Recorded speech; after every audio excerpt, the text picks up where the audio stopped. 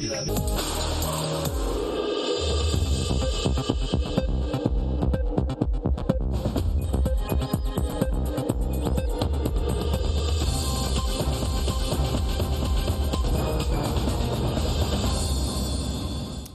day and thanks for joining us on the CRTV for your midday bilingual newscast. Hello Martine Noël. Hello Quintabel, Madame, Monsieur, bon après-midi. Merci de regarder le 12h sur la CRTV. Nous sommes le mardi 29 septembre 2020. Les titres.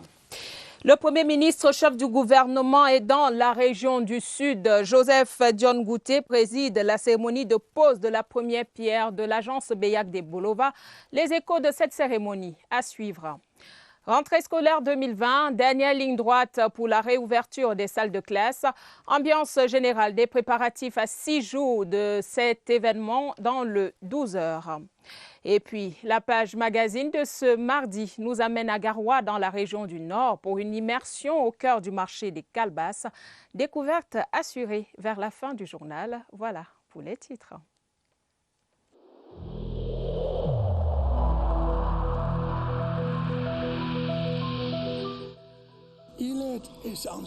Each of us must comply with the measures that have been taken.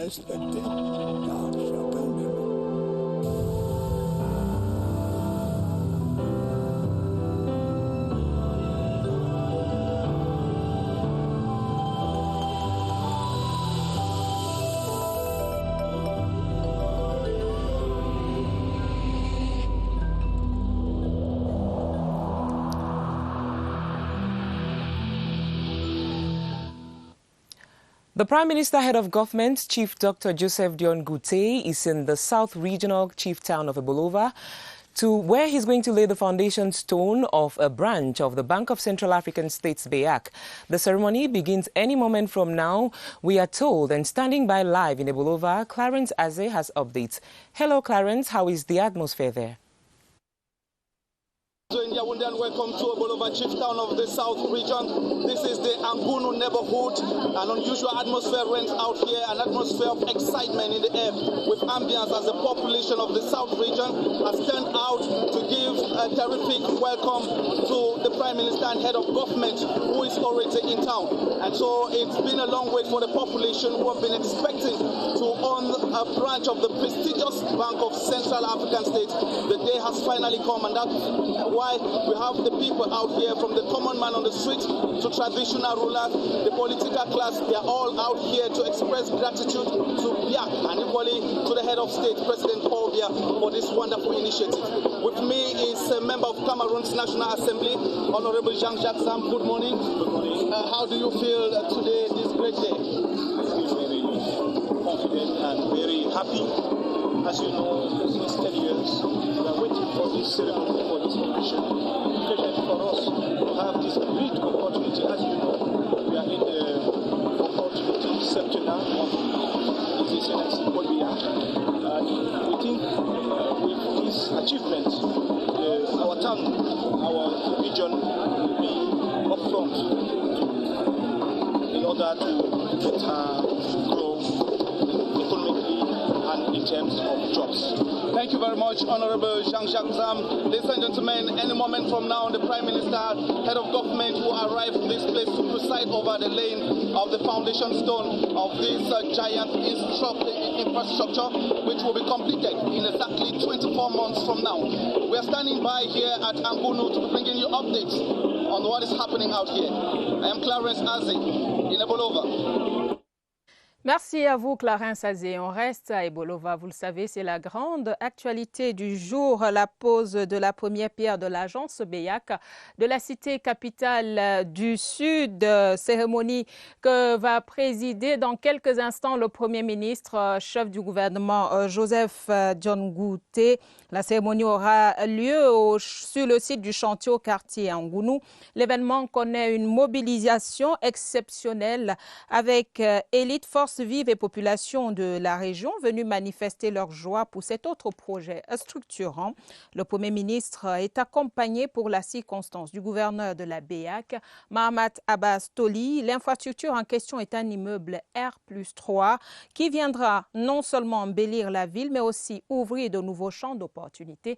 Délai d'exécution des travaux, 24 mois. Nous y reviendrons dans nos prochaines éditions d'information. Rentrée scolaire 2020, la pression monte dans les agences de voyage. Celles-ci gèrent déjà le flux de vacanciers qui regagnent leur zone de résidence et ce sera encore plus difficile à gérer alors que le dernier week-end avant les rentrées pointe à l'horizon. Ambiance dans les agences de voyage de Tongolo ici à Yaoundé avec Étienne Pascal Azegueux. La page des vacances se tourne ce mardi matin pour le petit Gaël. Une autre page, celle du retour en classe, s'ouvre bientôt à Kekem dans la région de l'Ouest. Comment tu t'appelles? Tu pars où? Tu fais quelle classe? C'est un balai incessant de voyageurs qui embarquent ou débarquent ici à Tongolo dans l'arrondissement de Yaoundé 1er. Le dénominateur commun de ces jeunes est la fin des congés. J'étais en vacances à Yaoundé, je retourne maintenant à Bafia. La rentrée scolaire est approchée là. Je sors de Bertois. Je suis venu passer les vacances pour quelques mois. Maintenant, sans que rentrer chez moi à Bertois. Tous n'ont pas vraiment le cœur à la reprise des classes. Je rentre à Bakoussam pour la rentrée scolaire. Je voulais rester ici là. Je vais rester en congé. Mais une chose est sûre, pour ces jeunes qui regagnent leur lieu de résidence, la récréation va bientôt changer de cours. Et dans les lycées et collèges, c'est la course aux places. Les parents se bousculent pour trouver une place aux nouveaux élèves surtout. Mais comment ça se passe concrètement sur le terrain? Question à Joël Igor à Banda. Pas de recrutement dans les lycées cette année scolaire 2020-2021. C'est une consigne de la ministre des Enseignements secondaires, professeur Nalova Lyonga. Ici au lycée bilingue de Koleton, ces consignes de la ministre des Enseignements secondaires sont respectées à la lettre. Il n'y a pas de recrutement au lycée de Nkoleton parce que c'est une note ministérielle avec la situation sanitaire. Maintenant, la nouvelle donne qui est la mi-temps. Le ministre a dit que les effectifs dans les classes étaient 50. Nous serons à 50. Et même si nous avons des salles de moins de 50, ces classes-là seront maintenues telles quelles parce qu'il n'y a pas de recrutement. C'est vrai qu'à côté de ça, nous avons des cas d'exception. Les cas des enfants qui viennent du nord-ouest et du sud-ouest, nous connaissons le climat qui prévaut là-bas en ce moment. Et les cas des parents qui ont été affectés ici à Yaoundé, qui ont besoin des places pour leurs enfants. Mais en attendant, les élèves poursuivent leurs inscriptions. C'est le cas ici, au lycée technique Charles Atangana. Même les parents d'élèves en sont informés. Les recrutements dans les lycées sont donc proscrits sur l'étendue du territoire camerounais, à l'exception des déplacés internes du nord-ouest et du sud-ouest. Et les enfants des fonctionnaires affectés dans une autre ville peuvent jouir de ce privilège cette année scolaire 2020-2021. Alors qu'ils se bousculent au niveau des lycées et collèges pour trouver les places à leur progéniture, les parents se font toujours attendre au niveau des librairies à moins d'une semaine de la rentrée scolaire. À Douala, dans le littoral, les rayons des librairies sont achalandés et n'attendent plus que les acheteurs. Le constat de Flore écoulait dans quelques librairies de la cité, capitale économique. Pas de pénurie de manuels scolaires à une semaine du 5 octobre. Les stocks sont prêts et n'attendent que les clients. Les manuels scolaires sont disponibles déjà à 80%. Bon, les manuels scolaires qui ne sont pas encore disponibles, c'est seulement quelques manuels scolaires francophones. Les libraires se plaignent de l'absence des parents, peu nombreux en cette période, contrairement aux années précédentes. Il y a une semaine de la rentrée, c'est souvent saturé. Les parents, il y a l'affluence partout, mais maintenant, les librairies, quand tu entres dans les librairies, maintenant les parents, c'est 1, 2, 3 parents qui viennent acheter. Nous avons rencontré des parents qui, malgré leurs occupations, sont venus faire leurs devoirs. Ils se réjouissent de la disponibilité du livre et font le maximum pour une rentrée réussie le 5 octobre prochain. Je suis prête à mon niveau. Je vois qu'il y en a presque tout, puisque même la liste que j'ai donnée, ils m'ont tout donné. Malgré les difficultés, chaque parent tente de trouver une alternative pour permettre à son enfant d'être prêt le jour J.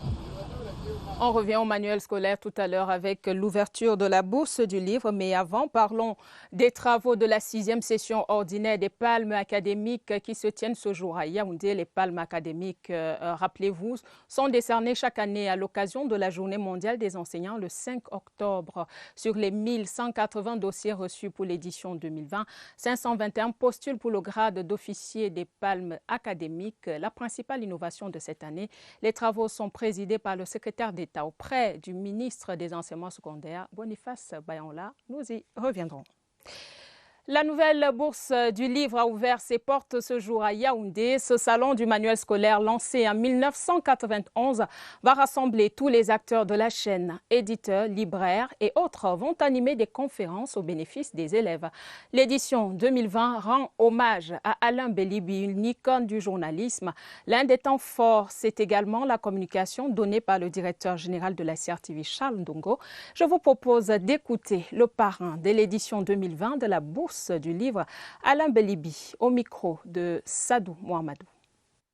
Les organisateurs de ce salon du livre ont pensé qu'en me rendant hommage, peut-être que ça attirerait un public plus nombreux. Le livre est pratiquement ce qui m'a fait. Et chaque fois que j'ai eu la possibilité de parler du livre ou de lire un livre, je l'ai toujours saisi. D'un grand lecteur, mais surtout de quelqu'un qui a eu un rapport assez particulier avec le manuel scolaire. De mon époque, le manuel scolaire était quasiment un luxe. Aujourd'hui, on essaie de démocratiser le livre pour l'élève. Et c'est une démarche à laquelle je m'associe volontiers. Pourquoi Alain Belibi le parrain? Parce que s'il a tant de talent, si on lui reconnaît tant de talent, je suis convaincu, pour ceux qui vont l'écouter tout à l'heure, que le livre y occupe une place particulière. Pourquoi une prise de parole, M. Charles Ndongo? Parce que nous avons estimé que pour prononcer un hommage sérieux à l'endroit d'Alain Belibi, la personne la mieux indiquée ne peut être que M. Charles Ndongo. And if you're just joining us, you're watching the midday news on the Cameroon Radio Television, the CRTV. Preparations are hotting up across the country ahead of the new school year. Barely few days to the 2020-2021 academic year, interurban transport agencies in Yaoundé have begun witnessing an influx of holiday makers traveling to different destinations. Our reporter Gerald Nanji visited some travel agencies to get the polls. Here's what he witnessed.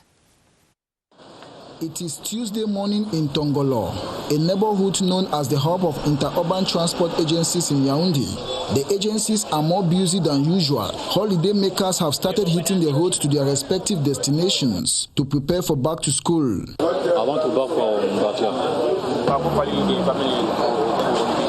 It is time to check in.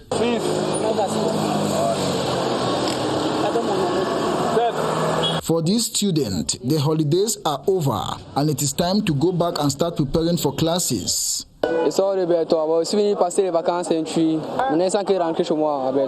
According to managers of the different transport agencies, they are expecting an unprecedented influx of passengers by the weekend.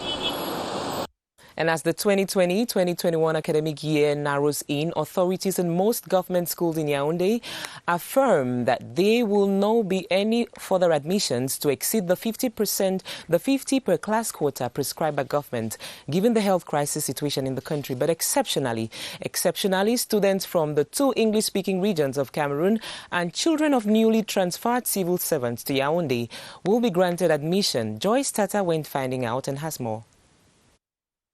They could try on new uniforms comfortably, of course, but this year in government schools in Yaoundé, for example, new registrations are on prohibition. The affluent in schools like at Shala Tangana, parents take turns to register their children to the next class. At government Balingo High School Koleton, old students have since September 1 been busy affirming their presence for the next school year. Il n'y a pas de recrutement au lycée de Koleton parce que c'est une autre. We will not be having new recruits this year given the health crisis. and the new measure instituted by hierarchy, that of 2 shifts per day with 50 students for each class. We have exceptional cases like internally displaced children from the northwest and southwest regions and those of civil servants newly transferred to Yaoundé, which will be allowed to get into our school.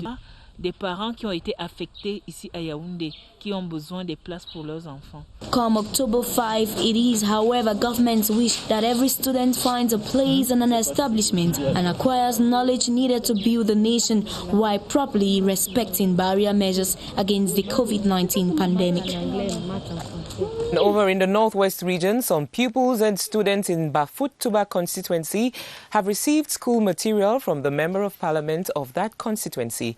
Honorable Oliver Agul has donated bags containing exercise books, pens and protective masks. The close to 200 beneficiaries include displaced children who have been out of school for the past 4 years. From Bamenda, Karin Tosam reports. These school-attending children, including the internally displaced from Bambui, Bambali and Babanki villages, have not seen the 4 walls of a classroom for close to 4 years now. The children that turned out to receive school materials, accompanied by their parents, say they are eagerly looking forward to making their lives better by returning to the classrooms. I'm very happy for what they've done to me. They've given my books and bags. I'm very happy that I found books and I will soon back to school. Traditional rulers in the area, like the Fon of Bambui, say they have been mobilizing their communities for an effective start of classes. We've had meetings with the quarter heads and the schools. The campuses are cleaned up and waiting for the beginning of the school year. We need not emphasize the importance of education. You can bear with me that for these 4 years that schools have not gone into Tuba. You can understand what we have gone through. The divisional officer of Tuba, Alim Garga, reassured the people that government has taken security measures to ensure the safety of school-attending children in the subdivision. Back here in Yaoundé, a book fair dubbed Bourse du Livre is currently taking place in Yaoundé with the objective of inculcating the culture of reading in people. Guest speakers at the occasion include CRTV's Director General Charles Ndongo and former Central Director at the CRTV Radio Alain Belibi, who is being paid homage at the event as one of the iconic journalism figures in the country. Let's now listen to an excerpt of the organizer of the book fair, Ferdinand Nana Payong, selected for us by Romeo Kenny. It's just to let all the members of the society to meet around the book, because we know that people doesn't read enough, but we want them to read, and we think that the media can play that role very, very, very well. And we would like those who are here now, or those who will see it or hear it on the radio or read it in the newspaper, to know that in books you can find so many things. Young children have been for about 6 months at home because of the pandemic. Now they are going to make the school half a day. What will help them to maintain their level?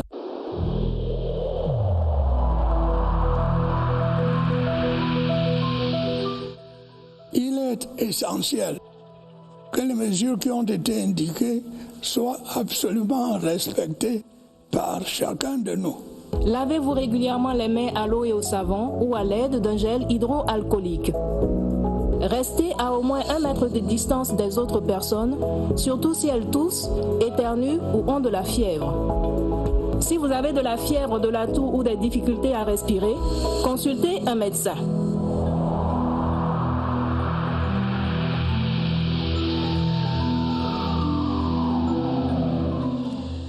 Madame, Monsieur, merci de regarder le 12h sur la CRTV. Votre fidélité nous honore. Assainissement de la ville de Yaoundé. Le maire de la ville effectue en ce moment une double descente sur le terrain. Luc Messi à Tangana entend mettre fin aux inondations au lieu dit avenue Kennedy en plein centre-ville de Yaoundé et aussi évaluer l'évolution des travaux de construction de la cité capitale. Nous tentons de joindre notre reporter à la suite du maire de la ville, Évariste Eyenga. Si vous nous entendez, bonjour. Où en est-on avec cette visite ? Bonjour, c'est l'étape 1 de la visite prévue en 2 phases du maire de la ville de Yaoundé, Luc Messi, à Tangana, venu toucher certaines réalités du doigt sur le terrain afin de résorber une situation qui est devenue un peu ennuyante. Nous sommes au lieu dit Carrefour Intendance où il y a juste à ma gauche une excavation qui a réduit la chaussée au Carrefour Intendance. En cause, il y a le refoulement des eaux d'une part de la Djungolo et des différents conduits et des caniveaux qui sont obstrués.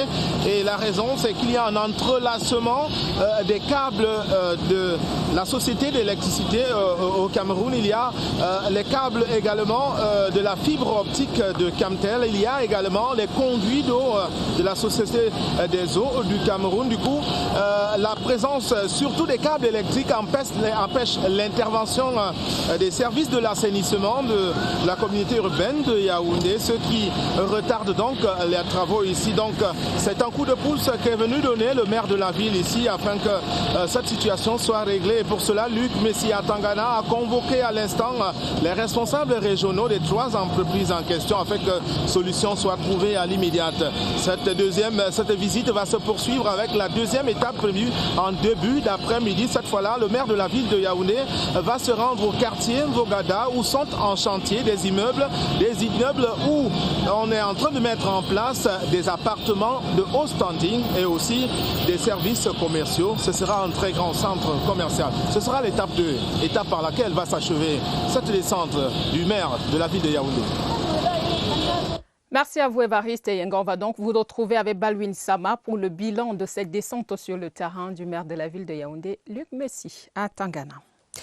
Le préfet du département de la Léquié prescrit la veille au respect des institutions, le maintien de l'ordre et de la paix à Ça, dans la Léquié, région du centre. C'était à l'occasion de l'installation du sous-préfet André Francis Obam hier, et cérémonie qui s'est déroulée en présence des élites et des forces vives de cet arrondissement à la place des fêtes de Ça, où s'est rendu Étienne Pascal Azegue. Il est désormais le garant du maintien de l'ordre, de la cohésion sociale, de l'exécution et du respect des lois et règlements dans l'arrondissement de Ça. André Francis Obam, administrateur civil, prend les commandes d'une localité d'environ 95 000 âmes, dont 11 000 vivent à Ça. Les grandes lignes de sa mission sont énumérées ici par le préfet du département de la Léquié. Le sous-préfet devra d'abord appliquer la politique du gouvernement dans tous les domaines. Il s'agit de veiller au maintien de l'ordre. Il s'agit de veiller à l'application des lois et règlements ainsi que à l'application des diverses directives du gouvernement. Ça, ville coloniale créée en 1932 par les Allemands, est devenue aujourd'hui un savant dosage du vivre ensemble, où se côtoient allogènes et autochtones. Nous avons gardé toujours une bonne collaboration entre les chefs traditionnels de Ça et les autorités administratives. Les doléances, nous allons les dérouler lors des étapes de prise de contact. Ici, le petit commerce se pratique au centre urbain, mais l'agriculture reste l'activité économique dominante. André Francis Obam remplace à ce poste Foreman Begouin, muté à l'arrondissement des Bolova 2e dans le département de l'Anvila, région du Sud. The Yaoundé City Mayor, Luc Messi at Tangana, is presently visiting some poorly managed drainage systems around the Intendant's roundabout in Yaoundé, and the poor water and electricity connections around these drainage systems is set to pose a threat to the population. Baldwin Sama is standing by with updates on that visit. Good day, Baldwin.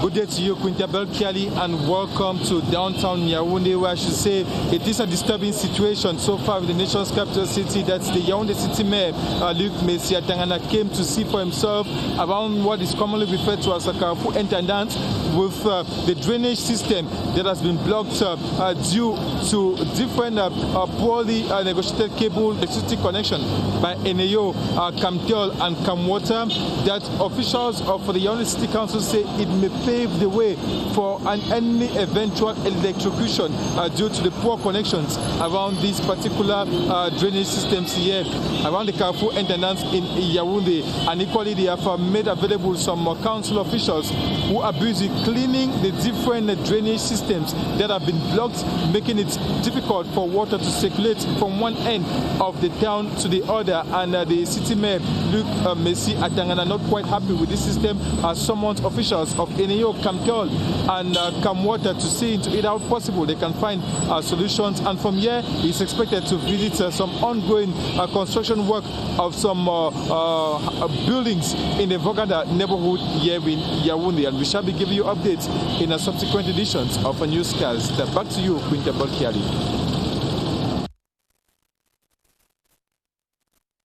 Mala and the German ambassador to Cameroon, Corinna Frick, have discussed measures to reinforce ties between Cameroon and Germany. They also discussed the challenges faced by other sectors and possible solutions. This was during an audience granted the German diplomat by the Minister of Public Contracts. The minister now throws more light on the importance of that meeting in the following excerpt of an interview put together by Victor Siga. We are very grateful to receive Her Excellency, the Ambassador of Germany. We seize the opportunity to discuss about all the domain of cooperation between Germany and Cameroon. And we assure her that we are here to enhance the capacity of Cameroon to give response to all Germany investors and even the other through the KfW or through other Dutch bank, so that Cameroon will develop the country, but they can give us their expertise and enhance the capacity for the profit of all the Cameroonians. We discuss about the health sector and even tourism and even environment and also the other sector. In the last 2 decades, the cultivation of cocoa has risen over coffee in the Mungu division due to a drastic drop in the price of coffee per kilogram in the international market. The shift had been with a new experience, as many farmers learned by experience, and is gradually becoming a generational thing. Cocoa is now the most trending cash crop and promoting the sector for the youth despite the fluctuating price tag per kilogram. Dixon Ashu reports that most cocoa farmers in the Mungu division are hanging on. Bringing a cocoa farm up to maturity in the Mungu division requires nothing less than 6 years. Eliawane owes his entire livelihood to this sector, wherein he now holds long years of experience. But there is more to experience than just the passing of time. Sinek, day, and a bay, down from 2 months, you felt big slow.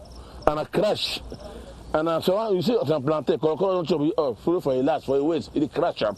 We know the farm now, farm not suffer. Maintenance also comes with a lot of financial engagements, and Eli is not exempted. You pay chapia, you pay money, the pump medicine, you pay money the make tie for cocoa for the try, you pay. After again, you go pay journée for 2,000 for blue cocoa. However, there have been good seasons wherein the price of a kilogram of cocoa beans went up to 1,000 francs, and this has been the main booster for cultivators. Money come up small, which money sell. Time to move down small things, so you buy medicine, you pay people to the work, you get what you get. Then the hunger goes it. Now that's why you manage for what Papa got. For the way will be fine, or will be fine.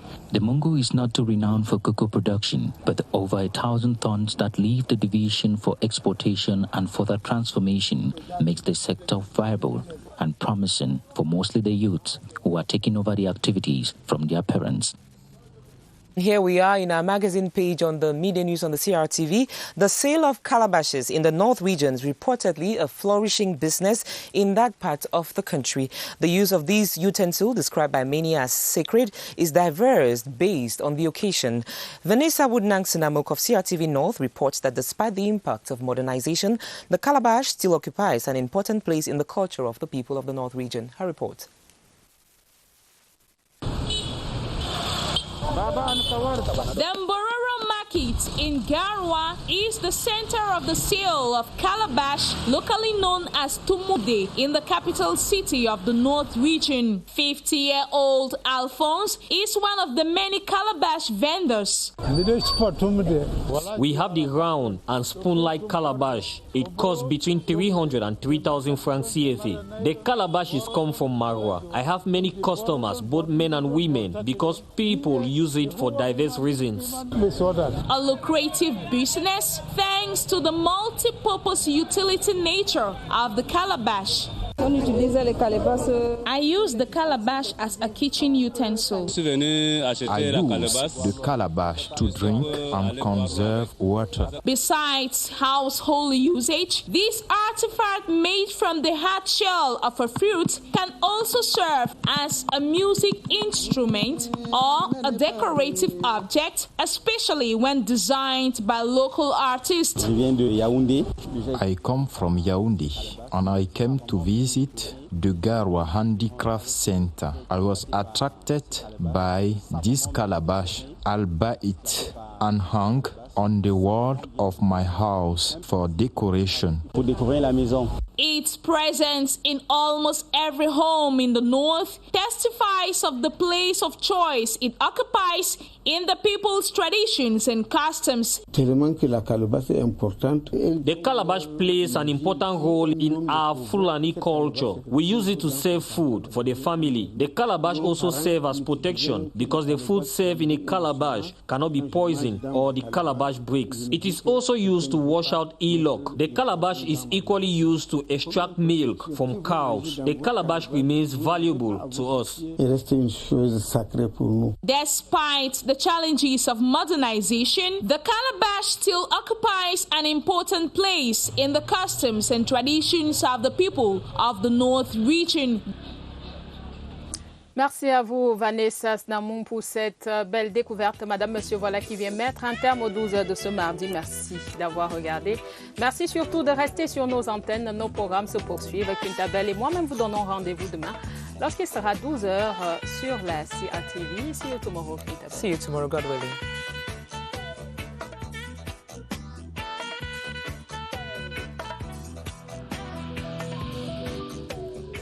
In this connection, we should avoid stigmatizing.